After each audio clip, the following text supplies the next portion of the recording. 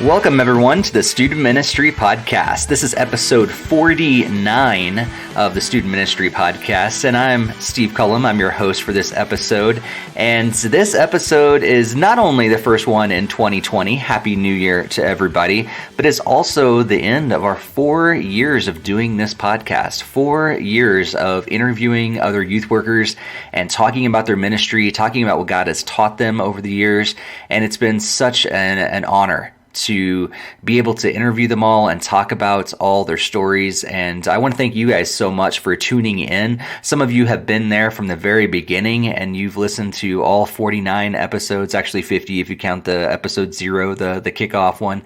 And thank you so much. Thanks for tuning in. Thanks for recommending this podcast to others, and Happy New Year. As we think about 2020 and going forward, I know a lot of people that's just crazy just to think that this is 2020 now.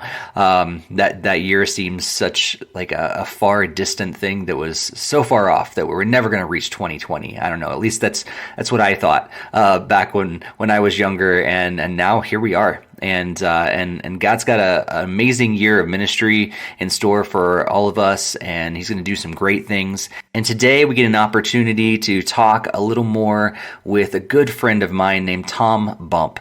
And Tom's actually been on the podcast a couple different times, but he's always been in the context of the Orange Conference. We've done a couple kind of recaps of the Orange Conference the last couple years, and Tom's been on there to kind of share what he's learned from the conference. But today I get an opportunity to just dive into his story and his ministry, especially around the topic of coaching, of ministry coaching. And I know that's something that is a brand new thought to a lot of people in ministry. And you're like, what does that even mean? What is coaching? We're going to talk a lot about that today as Tom shares the importance of his own coaching, what he received from coaches, and then also what he does for other people in ministry as a coach. So we're going to jump into that in just a bit. But before we do that, I want to thank our sponsor for this episode of the Student Ministry Podcast, and that is G-Shades Student Curriculum. G-Shades is a curriculum, but it's also a strategy focused on helping students see every life situation through the lens of the gospel. As you've heard me say a lot of times, many of us do a lot of things in youth ministry unintentionally. We talk about the gospel, but sometimes only when we're doing an altar call or an invitation. And we teach students to do as Jesus did, but sometimes we forget to help them see as Jesus sees. And we sometimes give students a fractured picture of the faith by teaching biblical principles and practices without actually tying them down to their gospel foundation. And so in an effort to try to do something different, G-Shades is a curriculum focused and designed to help you produce confident, gospel-focused students who are able to use their gospel lens to then navigate the complexities of our modern culture. We're in youth ministry professionally, and when it comes to the gospel, most of us will just naturally model it to our students. But G-Shade's goal is to help us teach it to our students. And each series is complete with message manuscripts, small group leader guides, parent guides, daily Instagram devotionals, games, graphic slides, and even bumper videos. There's a lot packed into that. And as a bonus, you can actually go to gshades.org and download a free week of the G-Shades curriculum. But also, when you order, you can use the promo code STUMINPOD, that's STUMINPOD, to receive 5% off your order. Thank you to G-Shades for sponsoring this episode of the Student Ministry Podcast. And before we jump into this interview, I do want to thank you again for tuning in, and I want to encourage you to subscribe if you haven't done that yet, and share this with other youth workers out there. who need to hear these kind of stories and just be encouraged, but also to hear some great wisdom from other youth workers out there. So if you haven't subscribed yet, please do so. If you haven't shared this with other youth workers, please do so. And be sure to follow us on social media. You can follow me at Steve Cullum on most social medias, but you can also follow the Student Ministry Podcast. We're at StuminPod, StuminPod on Twitter, and we're at the Student Ministry Podcast on both Facebook and Instagram. And we would love for you to follow us there and engage in the conversation, and also recommend other youth workers that we need to interview on future episodes. And with all that out of the way, let's jump right into this conversation with Tom Bump. Hey, Tom, thanks so much for joining us today on the Student Ministry Podcast. Hey, it's good to be with you, Steve. Yeah, so you've actually been on this podcast a couple times so far, All About Orange conference, but this is the first time I've actually just got to sit down and interview you about your ministry. Yeah. Well, it's a new adventure and a new day and new decade. So, I'm pretty excited to share about what the journey that God's got me on now. For sure. Yeah. So, with all our podcast interviews, we love to just hear your story at the very beginning. So for people that they've got a little bit of your story on the last couple podcasts all about the Orange Conference, but I'd love for you to just dive in a little deeper and maybe tell your story of how you even came to know Christ, and then how you got into ministry and where God has taken you over the years. Well, let's see. I was born as a baby. I don't remember it. No, just kidding. Although if you did, that would be amazing.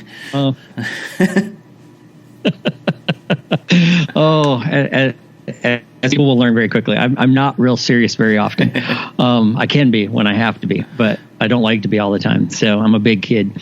I was born in Indiana, and my father was a pastor, and just retired after 50 plus years of ministry. So I grew up in the church. I always tell people second row, right hand side. Right next to my mother, so she could grab me by the back of my hair when I started messing around, antagonizing my younger siblings. So she had this gift of grabbing right in the right spot, this little tuft of hair on the back of my neck. It just got my attention undividedly. Or my dad would give me that look of, when I'm out of the pulpit, we're gonna have a talk. So, which I didn't have to have very often, but anyway. But I grew up in the church and loved being a part of the ministry. My parents kept us kids involved in a lot of different things, and then as we got older, began to give us more options to say, hey, you feel out where you belong and your giftings and your talents, and then you run with it. And never forced us to do anything, which was really cool. They gave us plenty of freedom, plenty of opportunities to fail forward and to grow from it, but also chances to learn. And so when I was, I think I was around like 10 or 11 years old, we used to have this Bible club back in our house called the Good News Club. And we'd have it every week after school, and my mom would teach. And I liked being a part of it, but I also kind of wanted to help. And so she started teaching me how to teach and to do it in front of kids. And so first time was just teaching a memory verse, how to do it and how to memorize it. And so we learned how to play games with the kids, and we had this flannel graph board. Mm-hmm. What Reggie Joyner showed at Orange Conference was legit. I started with that. Nice. That really dates myself, man. Now I feel really old. I remember flannel graphs too, so I don't feel like I'm that old. No, I'm getting there. So, but we started with this Bible club, and God really started using that. I loved being a part of it. I loved telling stories. We used to get these missionary stories that we could tell. So I learned how to handle a flashcard story and would tell these cliffhangers where each week we'd be like right to the exciting part and we'd be like, oh, now you got to come back next week to find out what happened to this missionary. Does he get eaten by the lion or not? Or whatever. There were some crazy stories, but really cool, true. They're all true stories. But anyway, God started using that. And little by little, next thing you know, I'm teaching a Sunday night Bible club for kids because some of the young families didn't want to come out to a Sunday evening service because they didn't want to sit with their kids. So my dad had the idea of, hey, we should do a Bible club for them at night and have some fun with them and teach them. And that way the kids aren't getting bored, because my dad didn't want kids being bored at church. And so I volunteered. And so I started doing it. So I started being the one with the flannel graph and leading it. And pretty soon they decided they better get some help for this 12-year-old kid, because I had 25 kids showing up. And from there it progressed to being a teenager in youth group. And at 16, 17, our youth leader left, and nobody wanted to hang out with us. And so the group met without me knowing and voted me to be the leader and went to my dad and said, hey, we don't need any adults. Tom can lead us. We all voted. We're all unanimous. We want him to lead. So I became a youth leader at 17 and started learning how to do Bible lessons for students and games and activities and God just started multiplying those kind of things. And where I really got my call to ministry, I skipped over the part of coming to Christ, but I accepted Christ as my Savior as a 6-year-old kid in a Good News Club. And God continued to use all of that. And then by the time I was 17, I was doing a Bible club in Detroit, Michigan. And I was there for 7 weeks to teach these summer clubs. And I was doing 4 clubs a day for 7 weeks, and all over. Very first club in Detroit, in a nice neighborhood in Detroit, very affluent.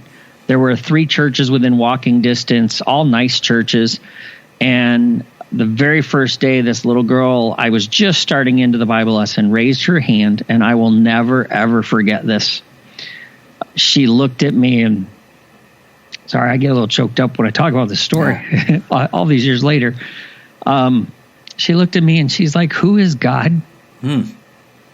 And it wasn't one of those goofy questions. It was she looked right into my eyes and truly had not heard who he was.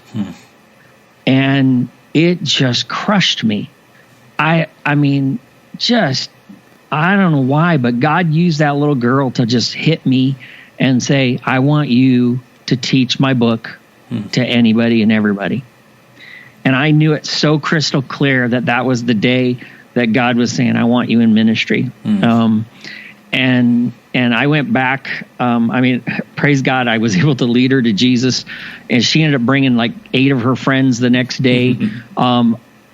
If my memory serves me right, every one of them accepted Christ that week. Nice. She became a little missionary immediately. And that's truly when I was like, all right, God, you wherever you send me, I don't care who you send me to. Somebody asked me a long time, I get asked this a lot after doing this for 30 years now. Do I feel called to one specific group? Because I've been a children's pastor, I've been a youth pastor, I've been an associate, I've done interim senior pastoring, I've been the janitor, I've been a straight up volunteer. And I said, you know what? I know God called me to preach and teach and to evangelize. It doesn't matter who he puts in front of me. I'll love them and show Jesus to them, point them to Jesus everywhere I can. So, but I actually got my first full-time position was with Child Evangelism Fellowship in Indiana. And I became a local director there and a trainer and started working with students and helping them do the Bible clubs like I used to do and still did. And then got into a little country church and became a youth pastor and it was crazy. I was going to college full time. I was a youth pastor. And then my pastor had a heart attack. And so the board wanted me to be the pastor while he was home recovering for a few months. So I was preaching on Sunday morning, Sunday nights, leading student ministry on Wednesday nights, going to college full time. My wife was pregnant. all for the grand. I mean, and they were paying me a grand total of $6,000 a year. Wow. It's crazy. But somehow by the grace of God, the church grew. I grew, and honestly, the rest is history. I mean, like I said, I've held different positions, and I've loved, each one. They've been, I've been in churches as small as 50 people, and I've been up to a multi-site of over 5,000. And every ministry has been unique. Every ministry has taught me a lot about myself, a lot about who I am, about my leadership style. I've seen great things happen. I've seen really crappy things happen. There was times where I was ready just to take a bench seat and say, "Okay, God, I'm out.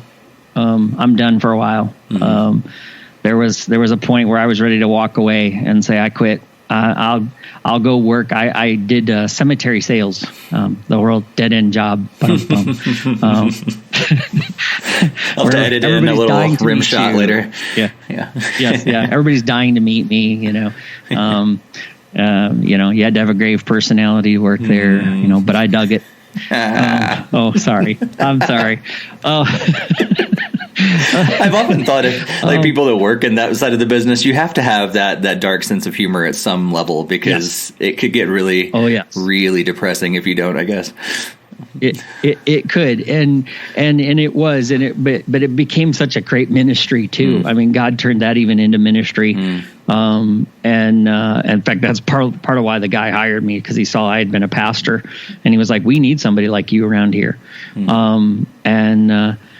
And it was, but it was a time for me just to step away from ministry, and I needed that. And so God has taken all of that experience, and now, after all these years, I launched into a new ministry called KMC Coaching, where now I'm doing leadership and ministry coaching.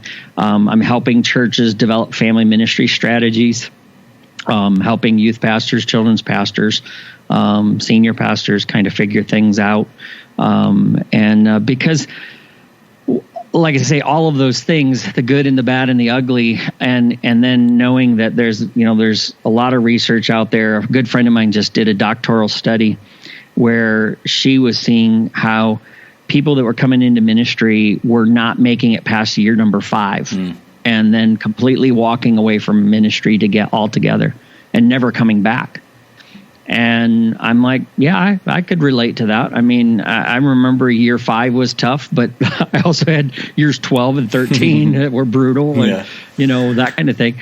And people have always asked me, well, how do you keep going, and what do you do? And so I started realizing that, God wanted me to use that experience to help others. And my goal in KMC Coaching is to help lead more to reach more. And I want to lead more leaders and help them and walk with them and be that resource that if they're hurting, they've got someone to talk to.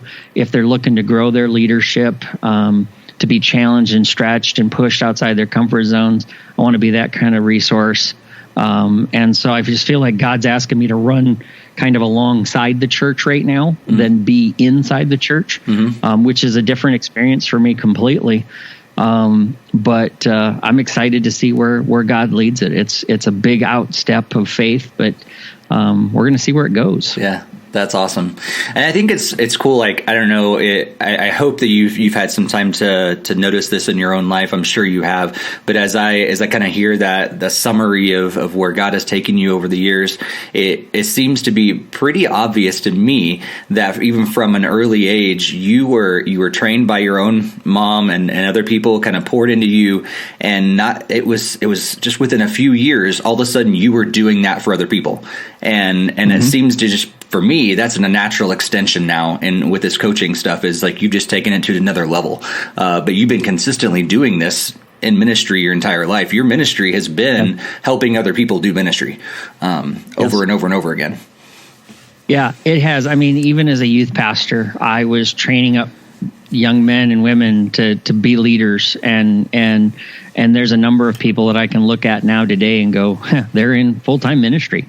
and it's humbling, and yet it's such an encouragement. It makes it worth all of the pain and the struggles. And I've told people lots of times that God doesn't waste our pain, and He never wastes our experiences. And so everything that I've gone through, working for healthy leaders, non-healthy leaders, all that, just allows me to see, again, things that perspectives that I can use to help other people. And that is something that, I think as I look back at the course of my life, I see how many coaches I had. Some that, well, obviously a lot of them I never paid. Yeah. But a couple I did actually hire, and because I found a place where I needed to hire a coach to come into my life and walk with me. I had so many people that poured into me that was part of why I said I felt so compelled to go, you know what? This is something that I should be doing more of. And there needs to be more of us around to help and to do some of those kind of things. So that's cool. That's why KMC coaching just all of a sudden was like, all right, it's time to jump into this and make this for real. Yeah, for sure. So there's a lot of us that have been in ministry and like similar to myself, went through a more, what I would call probably more a traditional route of training and getting into volunteer ministry, going into college. I got an internship. I had a residency, and then I stepped into my first full-time ministry and have been going ever since and continuing with conferences and things like that. But especially when I look back to those early years in ministry, the things that I loved, especially about those times, were the mentoring. The mentors that I had from my own youth pastor, and then my mentor during my internship, my residency. I just loved being able to have people that are constantly pouring into me. And when I think of coaching, that's where my mind naturally goes, as a more experienced in ministry, but still someone that can pour in and help. But I've talked to a lot of youth pastors recently and kind of brought up the idea of coaching with them. And a lot of them are totally taken back and don't even know that this ministry coaching is even a thing. So for those out there that have never heard of coaching, what does it mean to actually be coached? And what does your ministry look like as a ministry coach? Yeah, it's really good because there's a lot. I bet the best way to describe it is really of getting the picture of Paul and Timothy. To me, and my style of coaching is that route of saying, hey, I'm going to come alongside you, and I'm going to be a guide. I'm going to be someone that walks along and allows you to share where you're at and where your heart is and where you're dreaming about going. And then start asking the questions and start helping you see the potential and the possibilities that sometimes you don't see. And a good coach is somebody who can anticipate and who can use their experience to anticipate and to see some things that maybe you don't see and you don't recognize. And so the coaching, I mean, you could even say it's mentoring. Some people get uncomfortable with the idea of coaching because you feel like the coach is going to tell you what to do and what play to run. And that's not really what I do. I'm not going to sit there and tell you, here's how you run a student ministry. I'll tell you stories from when I did it. And you can learn from those stories. I'll tell you all the screw ups I've done. And you can learn from those so you don't make those same mistakes, and you can lean into that experience. But a coach is one to me that says, I know you've got talents and abilities and a calling on your life, and I want to help you maximize that. I mean, if you want to go the Star Wars thing, it is a Yoda thing, where you don't give them all the answers. And there are times where some of my coaching students, as I call them, or clients, I don't know. I've never found they're my friends and they're my ministry brothers and sisters. But when they'll be asking questions and I'm not going to give them the direct answer. And sometimes that drives them nuts, but that's partly because I want them to see it inside themselves. They have all the answers they really need. I'm just trying to pull it out and help them see that the power of the Holy Spirit that's in them is what's in me, and he's going to give them the answer that they're looking for. And so coaching is really walking alongside somebody, having a conversation where you can be real and vulnerable. There's no judgment. There's a lot more understanding of, because I've been there, and I get it. I've been in places where I've been stuck and frustrated and going, man, I just can't get that breakthrough, but I know there's something more on the other side for the students or this program, or I don't know why this isn't working, but yet you do kind of know. It's just that you don't want to quite go there. And the coach is somebody who comes alongside and says, hey, this is where you're going. Do you see it? And here, take a look at this perspective. And if you keep going, what's the outcome? And so coaching is really a lot of conversation. It's a lot of like what we're doing right now, and just talking things through and asking questions and dialoguing, and ultimately helping somebody see a path that they need to be walking on. And sometimes it is a warning. Sometimes it is going, hey, I'm going to call you out on this because here's a blind spot. That was one of the best things when I hired my coach. He was able to point out to me numbers of times where I was going, and he's like, think about the outcome here. I want you to stop for a second and take a good hard look at this. And it was all of a sudden like, whoa, okay, I did not see that. And his experience and his wisdom helped me catch that, and turn and protect myself. So the coaching model, in there's a lot in children's ministry where you do have a little more of that happening now. But in the student ministry world, it's still young.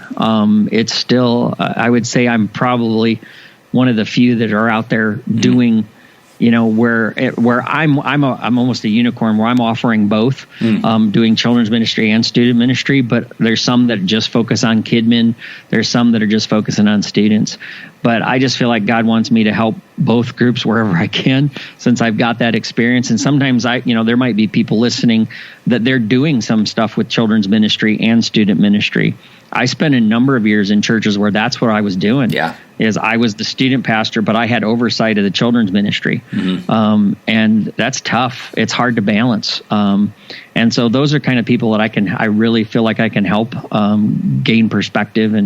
And so it's a lot of fun. I mean, I didn't realize how fun the coaching experience was. And I was a little intimidated by it at first, but I'm so thankful. It was the best investment. I mean, I love conferences. I'm a conference junkie. I love going to school. I love learning. But the best money I've ever spent was hiring my coach. Hands down. Wow. And I think it's kind of crazy because you're in a way, Tom, you don't have the greatest business model, because not giving the answers means people they're eventually going to be able to function without you. So I don't know, just how much to rethink your business model. No, I think that's so cool. Well, because like there's a lot of times we just need outside perspective. And I think our last podcast, actually, I talked with someone that's really big into networking, and we need people that like peers in ministry that we can connect with outside of our own church. But I think sometimes we also need those coaches, those mentors that can see it from an outside perspective, and we can talk about things that it's okay to talk about. It's a safe space in those places, and they can just say, hey, have you thought about this? Or what do you think about this? And it's so great to have that perspective from someone else who's been there and done it. Yeah, I laugh about my business model, because especially even when people hear about my rates too, they're like, wow, yeah, you really don't have a business sense, do you? And I'm like, no, I'm a pastor and I'm a shepherd, and my job is to walk alongside. So yeah, do I expect to get rich doing this? No, I don't. But I'm trusting God for provision for my family to take care of them, because this is what I'm doing full time right now. But yeah, there's such a need for this, though, because like you said, there's the need for networking community, but there's also that need for that safe place and that confidant and somebody who's been there. And there's not a ton of us that have been over that 30-year, 40-year mark. And so it's good to lean in.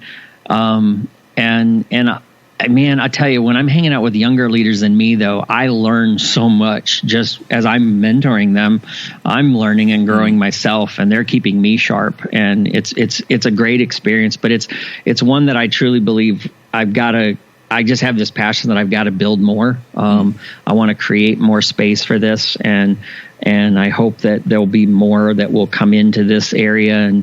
And yeah, my hope and focus is that if I've mentored somebody right, coached them right, that eventually they're going to go do it for somebody else. It may not be their calling or their business thing, but if they would go and find another youth pastor to walk alongside of that's just coming into ministry, if more of us did that, I think we would see that statistic of people walking away before year 5 or after year 5 drop. Yeah. I think we would see more people staying in student ministry and children's ministry for the long haul. And even as a total vocation, I mean, I've got guys that have been in youth ministry for 40, 50 years that I shadow, that I'm learning from. And it's so much fun to hang out with them because their love for students is just as vibrant as it was when they were 20. Yeah. But now they're in their 50s and 60s. And it's cool to walk with. And I know that's their passion. That's why they rubbed shoulders with me and spent time with me and made time to have coffee with me, or they'll pick up the phone when I call them, because they're going to take that time. And then they want me to do the same thing, that when a younger leader calls me, I pick up the phone for them. And so that's always been my challenge. So when I coach somebody and we're done, we walk the journey as far as we can, I'll be like, all right, now it's your turn. Go find somebody, and you pour these same things into them that I poured into you. And because that's what my coach said to me. He's like, "Hey, get in this, boy. Get in the game. Yeah. Start helping somebody." So that's awesome. Why I do it. That's awesome. And I know you brought up the Paul and Timothy, analogy earlier, and I think that's we all need those Pauls in our life, and we all need those Timothys in our life. And one of the coolest things from the National Youth Worker Convention that I went to back in November, the very first thing that I went to was a workshop all about your first 2 years in youth ministry, and I was assigned it because I was blogging for him and everything. But I stepped in there, and initially Josh Griffin's like, "Why are you in here? Like your first 2 years were years ago." I told him I was, what I was doing and everything, but what I loved hearing, it wasn't necessarily any of like what they were saying. It was great content, fantastic content, but I loved connecting with the other youth workers in there. They were brand new and just starting off, and just seeing their vibrance, their excitement, how green they were, questions they were asking. It gave me a different perspective as someone who's been in it for 14, 15 years now, to be able to see through their eyes again. So I'm assuming I think you alluded to this earlier too, you benefit from the coaching probably just as much as the people you're coaching probably benefits from it. Oh, yeah. Oh, totally. I mean, because there's things that younger leaders make me aware of that I'm like, okay, I need to go study this. I need to go dig in on this. What, and why are they thinking this way? And so, yeah, I'm learning a lot more about student culture and about where people are. And yeah, I mean, that just makes me a better leader when I take that time to ask the questions and get to understand their world a little bit more. Because things have changed dramatically from when I started. You just play on graphs anymore. Yeah, no more playing on graphs. Well, and I was just talking with a buddy of mine. He and I were youth pastors together back in Michigan. And we had a network, and we would meet monthly for lunch, for prayer. We planned outings there was like 6 churches that came together, and we would plan stuff and winter retreats, and we used to do laser tag leagues. We bought all this laser tag gear from the stores, and we literally bought out one store on a day because they got a shipment in, and 5 of us guys went in and bought them out. Nice. And they were like, "Why are you buying all this laser tag stuff?" And we're like, "We're just having fun in this winter. That's all." Yeah. We used to, but we used to do, I mean, Doug Fields would appreciate this because I had all the youth specialties books. I had the whole volume, the whole series. Nice. In fact, I think I still actually have them somewhere on my shelf, or in a box somewhere. But in there was a description of how to make a little stool that you could electrify. And I was talking to my buddy about this the other day. I said, Tim, do you remember how we got 20 kids lined up and one person would put their hand on one screen on the stool and everybody would join hands all the way around, and then we'd get one person to push the button and that would send a shockwave all. He's like, can't do that anymore. No. So there, it's amazing what the stuff that was in those books would be, you'd get sued for now. Right. But so I'm trying to learn, okay, what do the cool, hip, new youth pastors are? What are they doing to shock kids like we used to shock? Because I know there's just different things. Yeah. Yes, but we literally used to shock people. And it was so much fun. Cool. The things you could get away with back in the day that you can't get away with now. They're so true. But but I learned a lot from that. So that's it's cool. Fun. So I had two questions that I think are probably on the minds of a lot of people listening as they're thinking now about coaching, maybe for the first time. Who is this for, number one? Because I think a lot of people may think, okay, if I'm going through some hard times or I'm on the verge of burnout, something like that, then okay, this coaching thing definitely seems like something I should be interested in. Is it also for people that are not in places like that? And what could you say to people that are in actually a good place? Is coaching still for them too? Yeah. Most definitely, because my whole thing is everybody knows leaders are learners. And learners are leaders. If you're going to lead and you want to break through that law of the lid, you got to keep growing. You got to keep developing. You don't want to get into the cycle as a youth pastor that you're just recycling and recycling and recycling, because you are going to get stagnant and the kids are going to catch on that you'll lose your passion. You just will. I don't know anybody that can try to run that cycle on the wheel and keep it fresh. And so. Yeah, believe it or not, when I hired a coach, I was doing some of the best ministry I'd ever done. But it was at that point, that's when I knew, okay, I need to grow even more. Because if I expect God to bring more harvest, I got to know how to handle it. I got to be ready for it. And so that's when I sought out my coach. And so he helped me think about, how has God wired me? What's my leadership style? How am I wired? And then not just the Enneagram stuff and all that. I mean, it's important to learn those personality traits and things, but more importantly is, how does that apply? You can read the books, but if you don't know how to apply it, you're in trouble. And so I think for any leader, the importance of having somebody that can come alongside and say, okay, hey, I want to help you develop yourself and grow as a leader, to think bigger than where you are, to think about some of these other things of structures and safety and security and onboarding and volunteer care. There's so much that a leader coach can walk alongside and say, have you thought through these processes? Do you have, there are a lot of us that struggle with organization. We like going Mach 3 with our hair on fire. And nothing frustrates a senior pastor typically more than a youth pastor that just looks like he's winging it all the time. Now, I think that as I look around, I think we're doing better as a student ministry culture to be more organized and to have a flow and a plan and a strategy than we've ever had. But there's still more that we can do. To raise that level of influence. And that is a big change from back in the day to now. A lot more student leaders are more convinced of this early on, that I need to be a good leader. And so I think that's it, is that if you're organized, if you're feeling good, that's the place that a leadership coach can help go even further and take you to that next step, to get you to think a little bit deeper, a little bit wider, and to grow yourself to where you're building a team, you're learning to replace yourself, that you're getting beyond building the student ministry around you, but you're building it around a team culture, and you're stepping out, less becoming more. And so, yeah, I think, don't get into the idea that leadership coaching is only for when you're in the hard times, when you feel like you're in the valley.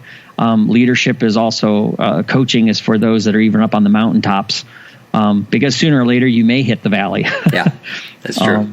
Yeah.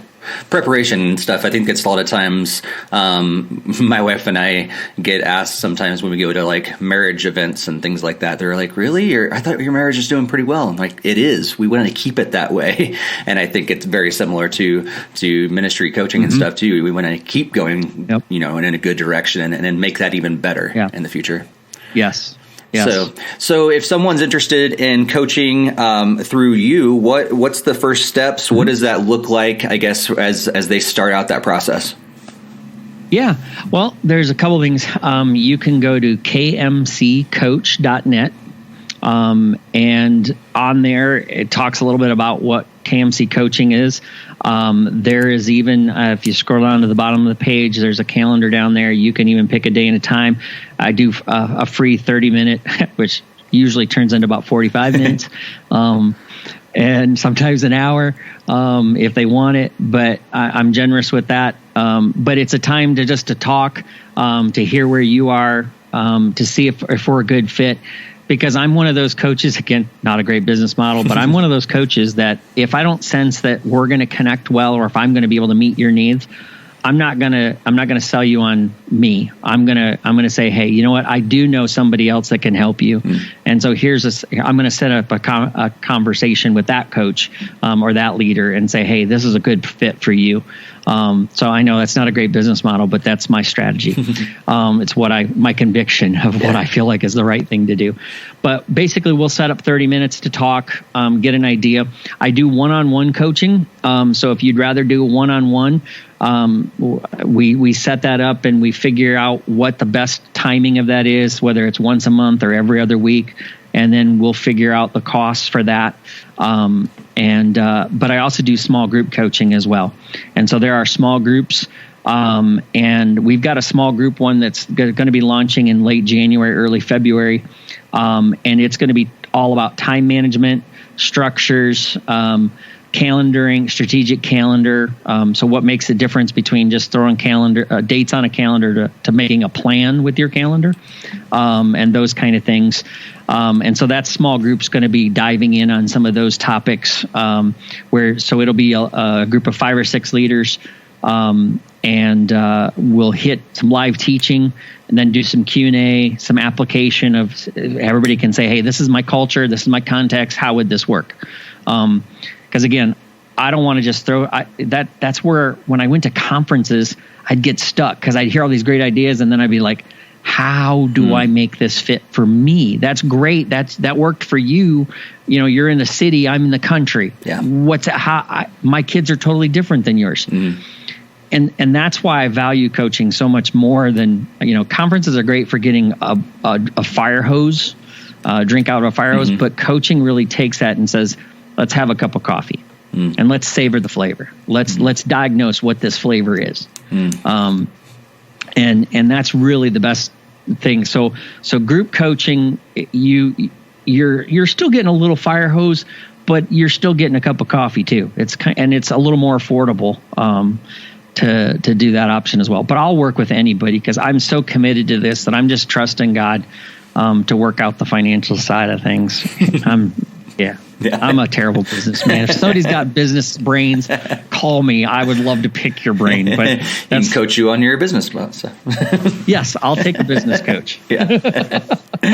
Tom, our time is wrapping up, but I want to give an opportunity. You've shared a lot of wisdom already, but I do want to give you an opportunity to maybe another couple tips that come to your mind as you have an opportunity to share with a bunch of youth pastors out there, a bunch of youth workers who are now primed and ready. Like, okay, they're thinking about coaching. They're thinking about their longevity in ministry. How can I reach that 30 to 40 year mark? How can I pour in other people? You've got a long history of doing that. So what are a couple tips that you'd like to share with the youth workers that are listening? That's a great question. I think one of the most important things you can do is truly solidify your why.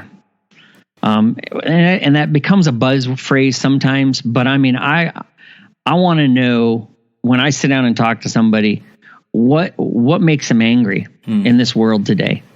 What's that one thing that just that wakes them up at night, that just bugging them?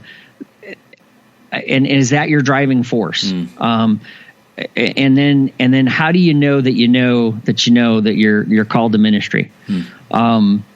Because you got to know those things to stay in it for the long haul. Because when a parent comes at you because they didn't like you for, taking your kids someplace or doing, chubby bunny when you shouldn't be doing chubby bunny or anymore. Electrocuting them or, or doing the electric chair.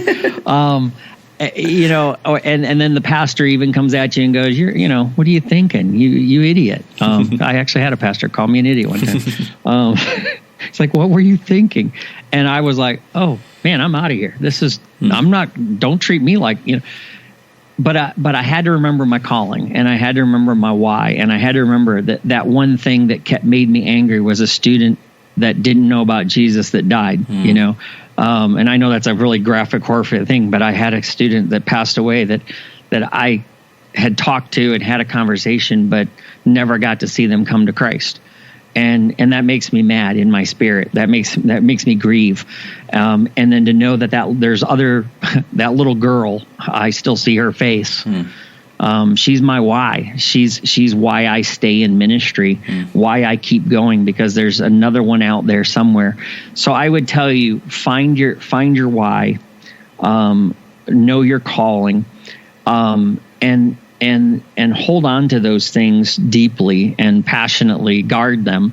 But know that what you're doing is one of the greatest things ever. And that to be called into ministry and to serve the King of Kings and to hold his book in our hands every week is one of the greatest honors we have. And there's nothing better. I mean, it's worth digging in for. It's worth fighting the fight for. And so I think if you can grab onto your why and hold on to it, that's going to keep you and sustain you. It's going to help you push through the times that you don't want to push through. It's going to be that, the why is more than a buzzword to me, and it's something that sometimes I just don't want people to lose it as a catchphrase or cliche, but it is truth to me. I honestly think if you know why you're called into ministry and you know how you're called into ministry, then you're going to keep doing it for the long haul. You're going to keep seeing that next student, and there is no up promotion. There's no, to me, a senior pastor, if God ever told me that's where he wanted me to go next, that's just another assignment. It's not a step up. It's not a step down. It's not a step sideways. It's just another step. It's just another part of the body of Christ that he called me to be. And if he wants me to stay where I am for the rest of my life, I'm good with that. So I think be content, know who you are, know your leadership style. Don't compare yourself. I guess that'd be another thing to say.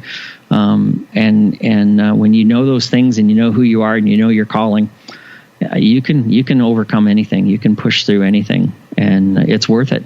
Yeah. It's worth it to see those students come down the road and to call you up, later on in life. And say, hey, I want you to meet my fiance, or hey, guess what? I'm going into Bible college because I want to be like you.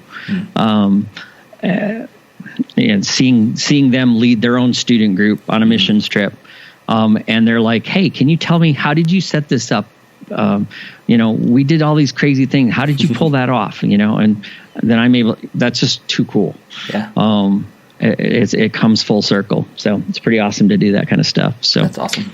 Yeah. Thanks so much. I'm not picturing in my head the music's coming in. We're about to offer an invitation after that one. So that's I'm ready to commit to ministry all over again after that. So come on. So Tom, I know people are going to want to connect with you.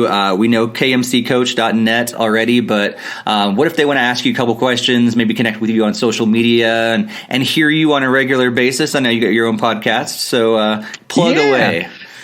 All right. Well, you can go to the Kids Ministry Collective podcast on pretty much any platform out there. But if you go to iTunes, whatever, just go into Kids Ministry Collective. We've got a podcast there that hits all sorts of children's ministry, family ministry type stuff. You've been on there. We've done joint episodes, which has always been fun. But PT Bump on Instagram and Twitter. Facebook is just Tom Bump. There's a couple of us there, but you'll find me. I would love to have conversations. My contact information's on the website, or you can go to tombump.com as well as kmccoach.net and find me there. I'm always here available to pour into anybody, especially, again, if you're hurting, if you're thinking about walking away from ministry, please do reach out. Let's talk. A lot of times I'm almost ready to almost put a money back guarantee on this, that you can tell me your story and then I'll tell you some of my stories, and I can pretty much guarantee you'll feel better after you've heard my stories, and you'll think, it's not so bad. It's not so bad, which is scary to say that. Yeah. But I can say that looking back on some of the stories that I went through, it was pretty, it's pretty ugly sometimes. But so I'm here to help, and with a name like Bump, you kind of have to get used to the rough stuff, and I don't know, maybe that's why God let me do that. I don't know. But anyway, man, if I can help anybody out there, and thanks for letting me share my heart for coaching and stuff, Steve. I appreciate you and your podcast. I enjoy listening and enjoy hanging out with you. Looking forward to hanging with you at Orange Conference. I'll be there. Yeah, it's going to be right around the corner. Man, it's already 2020, so it's like 3 months away. Man. I got to work on my travel arrangements. I haven't done that yet. Well, I know a guy. If you, it's you. Wait a second. Oh, that's true. I guess I better get going with. We'll have all those links and stuff in the show notes. So if you didn't get a chance to write those down, we'll have them down there, and you can click away. But Tom, as we've said already, it's been so great to have you on, and man, thank you so much for all you've done through the years. Thank you for all the coaching that you're doing now to pour into other ministers and other youth workers and children's workers. And may God bless that ministry. Hey, thank you much. I appreciate it. And thank you once again for tuning in to episode 49 of the Student Ministry Podcast. We'll be back next month with another episode. And as I've said before, I think in the last podcast, I'm experimenting with some other things. Maybe I'll get to an opportunity to do more episodes. Maybe a couple more times this year. There'll be more than just one episode a month. I'm not promising anything. We'll see where God takes it. But thank you guys so much for tuning in. And I want to thank our sponsor of this episode one more time, G-Shades Student Curriculum. Head over to their website, gshades.org, to download a free week of their curriculum. And then when you use the promo code STUMINPOD, that's STUMINPOD, when you check out, you'll receive 5% off your order. And that also shows them that we sent you. So thanks again to the gshades.org for sponsoring this episode of the Student Ministry Podcast. And thank you guys once again for tuning in today. If you haven't yet subscribed, please do so. If you haven't yet shared this with anybody else, please do so. That just kind of helps us. You know how all their algorithms work, right? It just helps us kind of rise to the top, not because we're any better than any other podcast out there. There's amazing podcasts out there, but it just helps other people find us better. So if you're subscribing and if you're sharing it, it helps other people know, hey, these are other podcasts that people should be listening to as well. And it kind of it does something with the algorithm, and we kind of start to be noticed a little more often, and it helps these stories be heard by other youth workers out there. And so please be sure to do that, and also contact us. Social media, all that stuff. Let us know, number one, what you think about the podcast. Leave us a positive comment, all that sort of thing. But also, if you have someone that we need to interview on a future episode, be sure to shoot their name our way, and we'll do our best to get them on a future episode, because like I said so many times before, this has been just a huge blessing to be able to interview all these youth workers over the last 4 years. And I'm excited to see what God does in the future and what other conversations he allows me to have, because I benefit a lot from hearing these interviews and talking with them myself. And so I'm also excited for that, for just personally, as a selfish reason. I love doing this. I love hearing what God is doing. So I hope you enjoy it too, and I hope you share it with others. And until we talk next time, may God bless your ministry.